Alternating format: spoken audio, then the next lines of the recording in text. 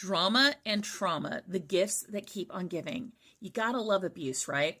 So for those of you who missed an earlier video I made, I'm an idiot and I bruised my intestines, caused them to empty and everything. It was not on purpose. It was stupid, whatever. Watch the other video. But which means I'm getting harassed a bit by my husband and my 21-year-old daughter. And in the process of this, my husband jokes about bruising your spleen, and it flashes me back to when I had mono in high school. And they get very concerned that you might damage your spleen. Apparently you can live without one, but hurting it can be very dangerous to you. And my physical therapist said what I did was akin to letting somebody just punch me in the stomach over and over.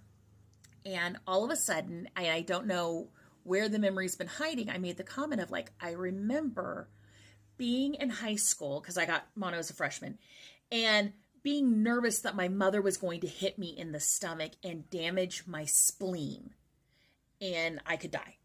And which means that when she'd walk by me, I kind of like guard it, because at the time, I don't remember now where your spleen was, I would guard against it. And my husband's like, well, why were you concerned about that? I said, well, she went through a period of being mad, and if I talked back or I did anything and she was standing near me or walked past me, she would kind of just, hit me in the stomach. I said, I don't remember all the details. I remember getting backhanded in the stomach. I remember sometimes open fist, sometimes closed.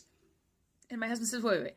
She like punched you in the stomach. I said, I don't know. I never thought of it that way. He's like, did you double over? Did you like hold your stomach? I said, oh yeah, but I'm really sensitive to that kind of stuff anyways. And oh my gosh, as I'm making this video, I remember that's about the time my irritable bowel stuff started. It was probably like 6th grade when she was in law school. Oh my gosh. But back to my point, my husband had never heard this. We've been married over 28 years, and he was shook. He was really shook. And it's something I don't remember a lot of specifics about, but I do remember her doing it.